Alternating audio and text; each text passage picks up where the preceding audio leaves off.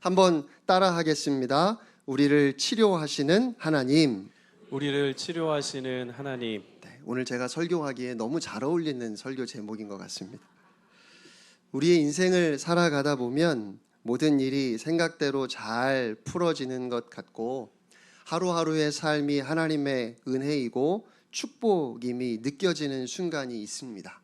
입에서 찬송이 자연스럽게 나오고 춤을 추고 싶은 행복감을 느끼는 순간들이 있지요. 그런데 문제는 우리가 삶에서 경험하는 그런 행복감이 오래 지속되지 않는다는 겁니다. 인생이 참 행복하다고 느꼈는데 다음 순간에 갑자기 맑고 푸르던 하늘이 짙은 먹구름에 어두워집니다. 자꾸만 일이 꼬이고 과연 인생은 어떤 의미가 있을까 하는 회의가 들고 역시 삶은 고통인가 봐라는 정반대의 결론을 내리고 싶은 그런 순간을 맞이하곤 합니다. 오늘 본문 출애굽기 15장 22절로 27절에서 이스라엘 백성들이 그런 상황을 경험합니다. 이스라엘 백성들은 홍해 바다 앞에서 감격적인 기적을 경험했습니다. 바다가 갈라지면서 길이 열렸고 그들이 마른 땅을 밟고 바다를 건넜어요.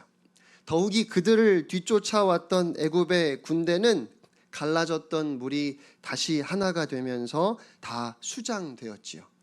하나님께서 이스라엘을 위해서 행하시는 놀라운 구원을 그들이 보았습니다.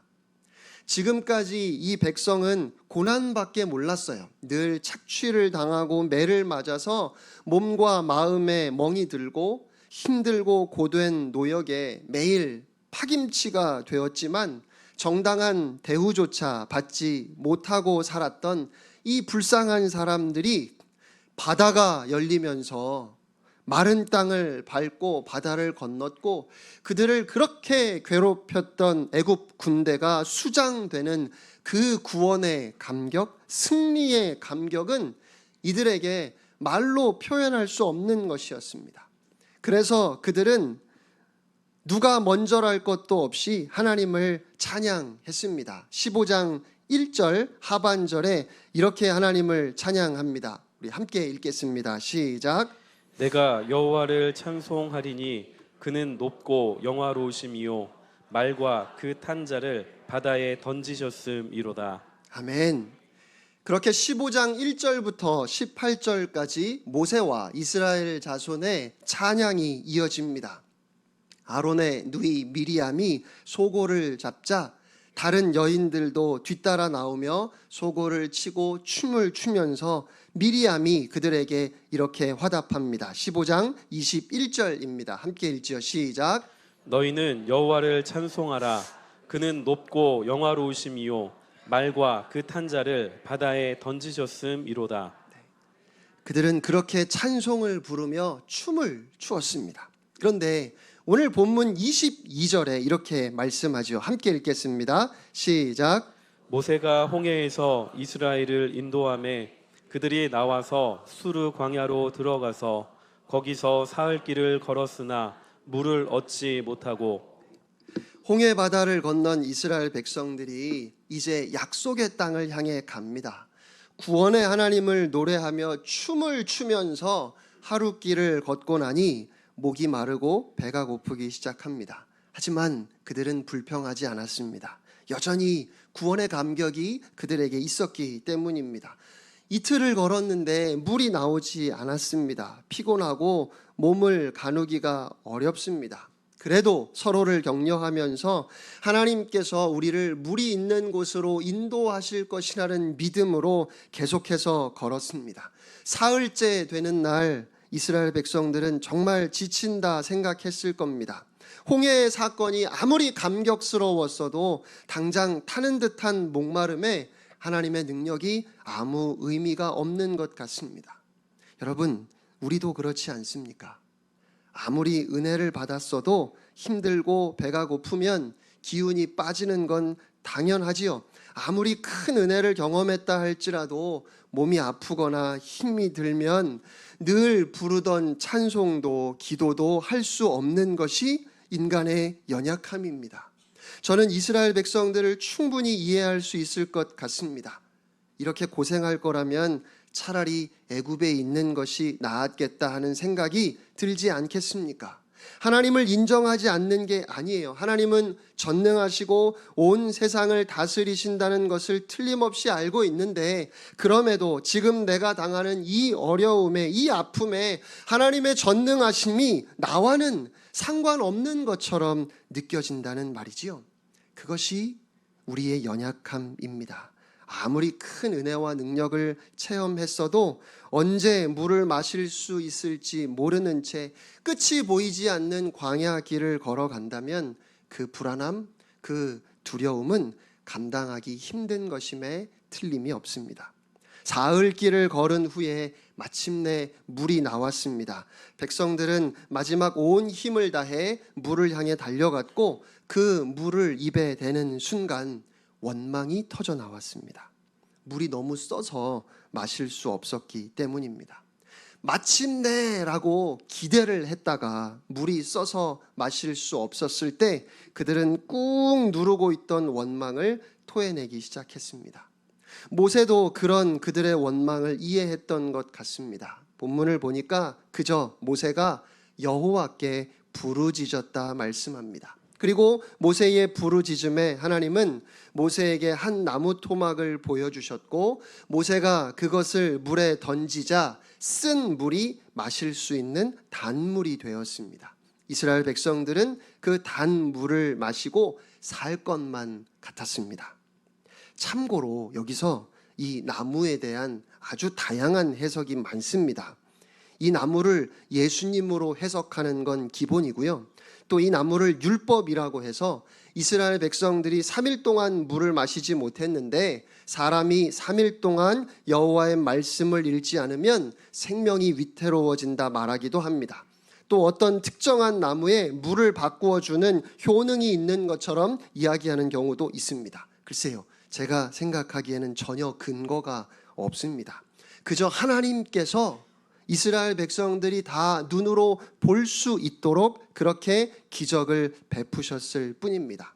오히려 중요한 것은 바로 거기에서 하나님께서 이스라엘을 위해서 법도와 율례를 정하시고, 너희가 내 말을 들어 순종하고 의를 행하며 규례를 지키면 내가 애굽 사람에게 내린 모든 질병 중에 하나도 너희에게 내리지 않겠다라고 그렇게 하나님께서 약속하셨다는 사실입니다. 나는 너희를 치료하는 여호와라 말씀하셨습니다. 히브리어로 여호와 라파입니다. 왜 하나님께서 거기에서 그들을 위하여 법도와 율례를 정하셨을까요? 우리 25절 말씀을 다시 한번 함께 읽겠습니다. 시작. 모세가 여호와께 부르짖었더니 여호와께서 그에게 한 나무를 가리키시니 그가 물에 던지니 물이 달게 되었더라. 거기서 여호와께서 그들을 위하여 법도와 율례를 정하시고 그들을 시험하실세. 아멘. 그들을 시험하셨다고 말씀하지요. 오해하시면 안 됩니다. 성경에 시험이라는 단어가 나올 때 두 가지 의미가 있습니다. 마귀가 예수님을 시험했지요. 그 시험은 다른 말로 유혹이라고 할 수 있습니다. 그 시험의 목적은 넘어뜨리는 겁니다. 반면에 오늘 하나님께서 시험하셨다 말씀하실 때 이 시험은 테스트 하신 겁니다. 학교에서 학생들에게 시험을 치르게 하지요. 학창 시절에 시험만 없으면 참 좋겠다는 생각을 제가 많이 했습니다. 그런데 왜 시험을 치를까요? 시험을 통해서 현재 나의 실력에 대한 평가가 이루어집니다. 내 수준을 정확하게 알 수 있습니다. 그리고 시험은 공부하게 하려고 보는 겁니다.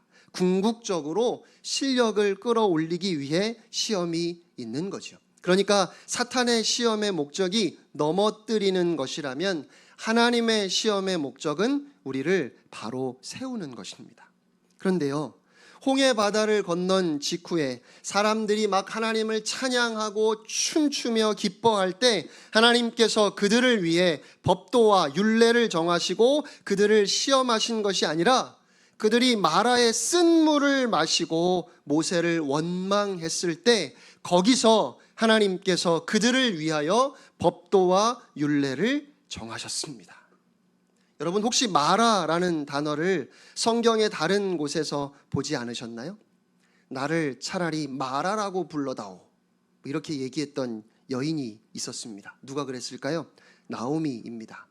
나오미의 뜻이 무엇이죠? 기쁨이라는 뜻이에요. 그러니까 내 이름은 기쁨이지만 지금 나의 삶은 전혀 내 이름과 같지 않습니다. 차라리 나를 마라라고 불러주세요. 마라라는 말의 뜻이 뭐죠? 쓰다라는 뜻이에요. 나는 지금 쓰디쓴 고통의 삶을 살아갑니다. 바로 그 마라입니다.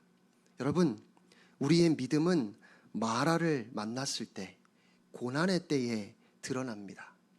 평소에는 그렇게 믿음이 좋을 수 없습니다. 삶이 순탄하고 큰 어려움이 없을 때 하나님을 잘 믿는 것 같습니다. 그런데요, 우리가 진짜 하나님을 믿는지 믿지 않는지, 우리의 신앙은 어려울 때, 내 생각대로 일이 풀리지 않을 때, 그때 내가 정말 하나님을 믿는지, 하나님이 나의 주인이심을 내가 정말 인정하는지 드러나는 겁니다. 그러면 드러났다면 어떻게 해야 할까요? 모든 일이 순탄할 때에도 하나님께 감사하고 기뻐하다가 고통의 날에도 변함없이 하나님을 찬양할 수 있는지, 맑고 화창한 날에만 아니라 어둡고 흐린 날에도 여전히 하나님을 바라보며 기뻐할 수 있는지 나의 믿음이 드러났다면 이제는 어떻게 해야 하겠습니까? 26절 말씀을 우리 다 같이 한 목소리로 읽겠습니다. 시작. 이르시되 너희가 너희 하나님 나 여호와의 말을 들어 순종하고 내가 보기에 의를 행하며 내 계명에 귀를 기울이며 내 모든 규례를 지키면 내가 애굽 사람에게 내린 모든 질병 중 하나도 너희에게 내리지 아니하리니 나는 너희를 치료하는 여호와임이라. 아멘. 아멘. 하나님께서 나 여호와의 말을 들어라, 순종해라, 내 앞에 의를 행하라, 내 계명에 귀를 기울이며 모든 규례를 지키라 말씀하십니다. 이걸 한마디로 여호와를 경외하라 라고 줄일 수 있고요, 여러분이 더 많이 쓰시는 다른 말로 바꾸면 여호와를 잘 믿으라는 겁니다. 그러니까 마라의 쓴 물 앞에서 내 믿음이 드러났다면 이제야말로 우리의 믿음을 바로 세워야 하는 겁니다. 내가 하나님의 말씀을 듣고 있는지, 그 말씀에 순종하고 있는지, 여호와의 율례와 법도를 지켜 행하고 있는지, 나는 여호와 하나님 앞에서 의로운 삶을 살아가고 있는지, 내가 하나님을 잘 믿는다 말했고 생각해 왔는데 마라의 쓴 물 앞에서 우리의 믿음이 적나라하게 드러나 버렸어요. 그러고 나면 이제는 우리의 믿음을 다시 바로 세워야 하는 겁니다. 다시 하나님의 말씀 앞으로 우리의 삶을 의롭게 다시 하나님 앞에서 거룩한 삶으로 그렇게 세워가야 하는 겁니다. 힘들고 어려운 순간에도 여러분이 하나님을 바라보며 그 마음을 잘 지켜냈다면 감사하며 오히려 크게 기뻐하며 더욱 하나님을 찬양할 것이며, 그러나 혹시 시험을 통해서 내 믿음이 얼마나 보잘것없는 것이었는지, 믿는다고 말은 하면서도 하나님의 말씀에 순종할 마음이 없고 내 생각, 내 마음대로 살아가는 데 있어서 그저 하나님의 도우심만 필요했던 것은 아닌지, 형편없는 내 믿음의 수준을 깨달았다면 이제는 회개하며 하나님 앞에 더욱 절실하게 나아가야 할 것입니다. 이스라엘 백성들은 이 시험에 또다시 실패했습니다. 그들의 수준을 그대로 드러냈습니다. 하지만 하나님께서 그들을 실패의 자리에 버려두지 않으시고 이 시험을 통해 배우게 하시고 그들을 일으켜 세우십니다.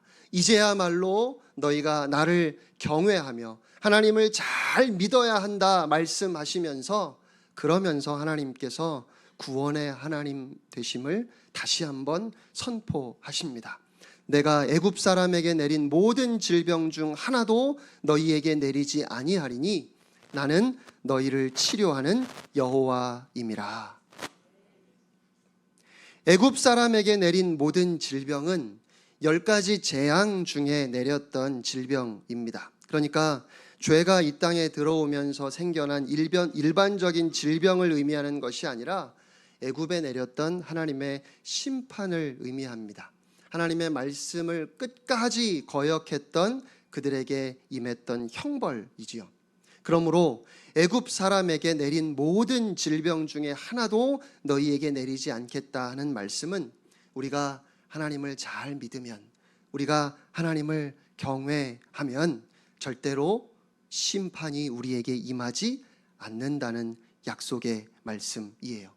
이스라엘 백성들을 결코 버리지 않으시겠다는 말씀입니다. 그들을 감기 한번 걸리지 않게 하신다거나 어떤 질병으로 인한 고통도 없게 하신다는 의미가 아니라 하나님의 말씀을 잘 듣고 순종하며 의를 행하고 계명과 규례를 지키면 하나님이 이스라엘을 버리지 아니하시고 끝까지 그들의 하나님 되어 주실 것을, 그들을 반드시 구원해 주실 것을 약속하신 것입니다. 혹시 여러분 실망하셨습니까? 하나님을 믿으면 어떤 병도 고쳐주시고 건강하게 해주실 거라고, 오늘 본문 말씀이 그런 약속이라고 생각하셨다면 실망하셨을지도 모르겠어요. 제가 미국에서 이민자들의 삶을 보면서 그들의 아픔을 조금 이해할 수 있었습니다. 정말 많은 분들이 미국에서는 절대로 아프면 안 된다고 이야기를 하셨어요. 병원비가 한국과는 비교도 안 되게 너무 비싸요. 실제로 이민 와서 수십 년 고생해서 겨우 내 집 장만하고 이제 좀 여유가 생기나 했는데 가족 중에 누가 아프면 그렇게 수십 년 고생해서 이룬 전 재산을 병원비로 다 날리는 경우가 참 많습니다. 또 집도 차도 심지어 가구나 전자제품까지 다 할부로 사기 때문에 매월 그 할부를 내야 하니까 아플 여유가 없어요. 실제로 미국에서는 3개월만 일을 못하면 다 빼앗기고 노숙자가 될 수 있습니다. 그러니까 몸에 어딘가 이상이 있는 것 같아도 내가 지금 아프면 안 된다고, 억지로라도 아프지 말아야 한다고 생각을 하고, 그래서 불안하고 조마조마한 마음으로 살아갑니다. 그런데 여기에 계신 많은 성도님들도 별로 다르지 않을 것 같습니다. 그러니까 여호와 라파, 하나님이 우리의 모든 질병을 고쳐주신다 말씀하시면 진짜 위로가 될 것 같은데, 소망을 가질 수 있을 것 같은데, 그런데 엄밀히 말해서 오늘 본문 말씀은 그렇게 우리의 육신의 질병을 고쳐주시겠다는 말씀도 아니고 어떠한 병도 없이 건강하게 살게 하신다는 약속도 아닙니다.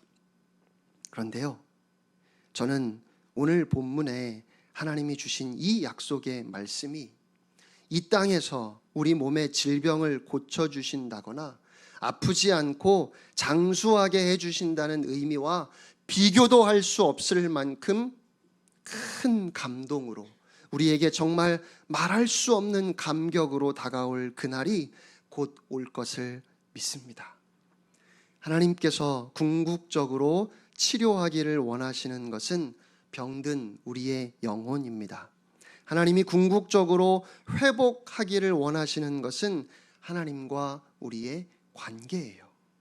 우리의 영혼이 치료를 받지 못하면, 하나님과의 관계가 회복되지 않으면 아무리 우리 몸의 불치병을 고쳐주시고 사업이 잘 되게 해주셔도 그건 근본적인 치료가 아닙니다.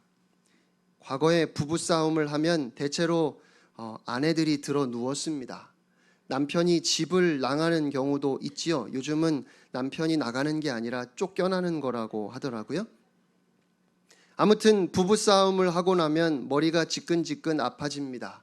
그래서 전에 TV에서 어머니들이 흰 천으로 머리를 싸매고 들어 눕는 것을 자주 보았습니다.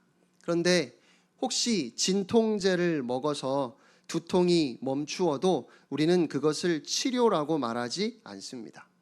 오히려 여전히 후유증으로 두통은 조금 남아 있더라도 부부가 화해하고 다시 관계를 회복하는 것이 치료입니다. 왜냐하면 그것이 궁극적인 원인이기 때문입니다. 하나님은 우리를 치료하시는 여호와 라파, 우리의 구원자이십니다. 하나님은 우리의 본질적인 문제를 치료하십니다. 궁극적인 원인을 치료하십니다. 눈에 보이는 증상도 중요하지만 그 원인이 훨씬 더 중요합니다. 그리고 진정한 치료는 단지 증상을 완화시키는 것이 아니라 병의 뿌리를 해결하는 것입니다. 우리의 모든 문제의 원인은 죄입니다. 죄로 인해 거룩하신 하나님과의 관계가 깨어진 것이 모든 문제의 궁극적인 원인입니다. 그래서 우리를 치료하시는 하나님은 우리의 영혼을 치료하시고 하나님과의 관계를 회복시키십니다. 그렇게 우리를 치료하시는 겁니다.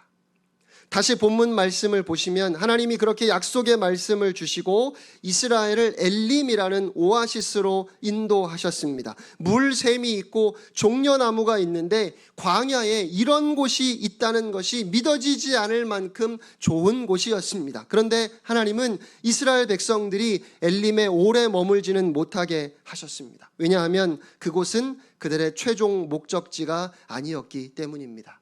저는 이 엘림이 여호와 라파, 하나님께서 우리를 치료하신다는 그 약속이 무엇을 의미하는지 보여주는 상징적인 장소라고 생각합니다. 이스라엘 백성들은 이 엘림에 오래 머물지 못하고 얼마 지나지 않아 다시 여행길을 떠났고 며칠이 지나지 않아 먹을 것이 없어 또다시 고통 중에 불평했지만 엘림에서 그들이 가야 할 약속의 땅, 젖과 꿀이 흐르는 그곳의 맛을 조금 보았을 겁니다.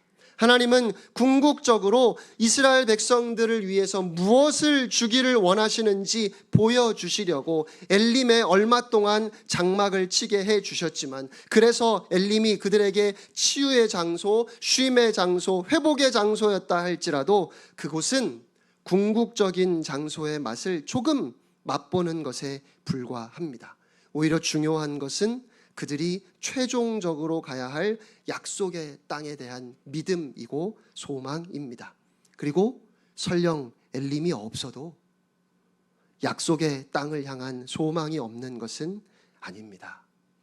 우리는 여호와 라파, 우리를 치료하시는 하나님을 믿습니다. 저는 하나님께서 우리의 기도를 들으셔서 우리의 병을 고쳐주시는 것을 틀림없이 믿습니다. 그래서 저는 아프거나 몸이 불편한 분들을 위해서 기도합니다. 하지만 그 치유는, 그 회복은 마치 엘림에 잠시 들려가는 쉼일 뿐입니다. 하나님이 사랑하시는 사람들 중에는 그렇지 않아서 오랜 시간 혹은 평생을 투병하는 사람들도 있습니다. 그들은 엘림이 없이 그저 약속의 땅을 향해 가는 사람들입니다. 엘림에 들러서 쉬지 못하고 그저 약속의 땅을 소망하면서 이 땅에서 긴 투병 생활을 하는 분들, 또 오랜 시간 장애를 가지고 살아야 하는 분들도 있는데, 어쩌면 그분들에게는 하나님이 치료의 하나님이라는 이 말씀이 그렇게 마음에 와닿지 않을지도 모르겠어요. 하지만 그럼에도 불구하고 우리 하나님은 분명히 우리를 치료하시는 하나님이십니다. 우리가 여호와 라파, 우리를 치료하시는 하나님이라 고백할 수 있는 것은 하나님이 지금 우리 육신의 질병을 치료해 주시기 때문이 아닙니다. 물론 육신의 질병도 하나님이 고쳐주시지요. 그러나 그렇게 치료함을 받는 것은 마치 잠시 엘림에 들르는 것과 같은 겁니다. 그 엘림은 절대로 우리가 궁극적으로 머무를 곳이 아닙니다. 오히려 우리가 바라보고 우리가 반드시 가야 하는 그곳은 하나님께서 창세로부터 우리를 위해서 예비하신 그 영원한 하나님의 나라입니다. 오늘 이 시간 우리는 모든 연약함에도 불구하고 우리 하나님을 치료의 하나님 여호와 라파라고 고백합니다. 그렇게 고백할 수 있는 것은 하나님이 우리에게 영원한 생명을 주셨기 때문입니다. 하나님이 예수 그리스도를 통해 우리를 구원하시고 하나님의 자녀 삼아 주심으로 우리는 궁극적인 치료를 받은 것이기에 여호와 라파, 우리를 치료하시는 하나님이라고 고백하는 겁니다. 이 땅을 살아가는 동안에는 질병도 있을 겁니다. 힘들게 투병하며 오랜 시간을 견뎌야 하는 경우도 있을 것이고, 그 질병의 결과로 인한 아픔과 상실을 평생 품고 살아야 하는 분들도 있을 겁니다. 실망하기도 하고 때로는 염려하기도 하고 가슴에 지워지지 않는 쓰라린 상처를 입게 되어서 그 마음의 병으로 고생하는 시간이 참 오래도록 계속될지도 모르겠습니다. 그런데 그럼에도 우리는 우리 하나님을 나를 치료하시는 하나님이라고 고백합니다. 그럼에도 우리는 여호와 라파라고 오늘도 고백합니다. 애굽에 내렸던 질병 중에 하나도 너희에게 내리지 않겠다 하신 그 하나님의 약속을 우리는 믿을 수 있습니다. 왜냐하면 하나님께서 우리를 하나님의 자녀 삼아 주셨기 때문입니다. 하나님께서 우리와의 관계를 회복하심으로 우리가 하나님의 자녀 되어 영생을 누리게 된 것, 사랑하는 성도 여러분, 그것이 바로 치료입니다.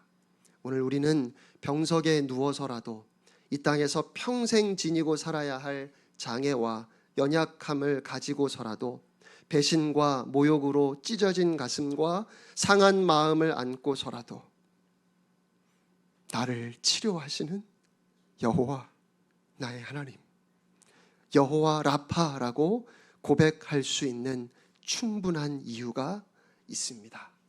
그 이유는 바로 예수 그리스도입니다. 우리가 우리의 인생에 마라의 쓴물을 만나도 낙심하지 않고, 또 인생 가운데 엘림의 오아시스를 만나도 거기에 눌러 앉을 수 없는 것은 하나님의 품 안에서 하나님의 자녀로 영원히 살아갈 그 영생이 예수 그리스도를 통하여 확증되었기 때문입니다. 사랑하는 성도 여러분, 하나님께서 우리를 치료하셨습니다. 여호와 라파, 우리를 치료하시는 하나님을 바라보며 한 주간도 믿음으로 승리하는 여러분이 되시기를 주님의 이름으로 축원합니다. 우리 시간 함께 찬양하겠습니다. 창조의 하나님이 나의 아버지,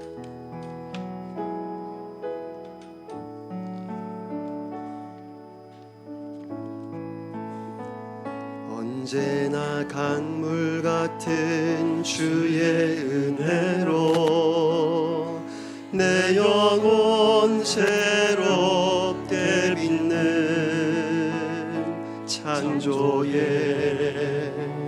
하나님이 나의 아버지,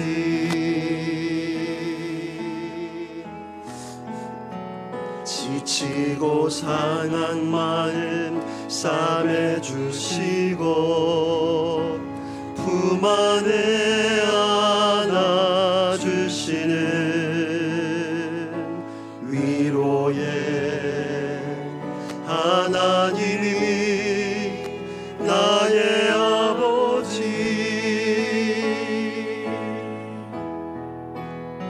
신실하신 나의 아버지,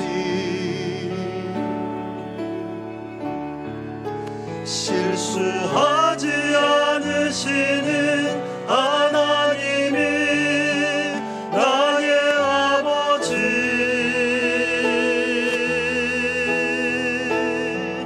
복 주시고 지키시며 은혜와 평강을 베푸시는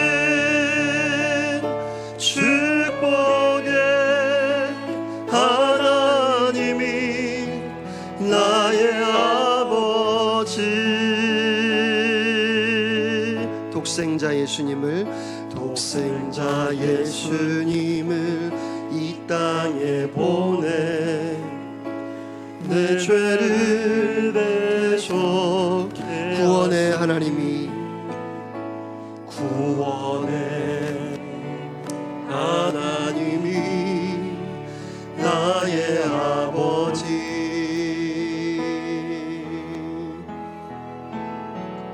절망의 순간마다 찾아오셔서 능력의 손으로 일하신 기적의 하나님이 나의 아버지, 신실하신 하나님이 나의 아버지, 실수하지 않으시는 하나님이 나의 아버지,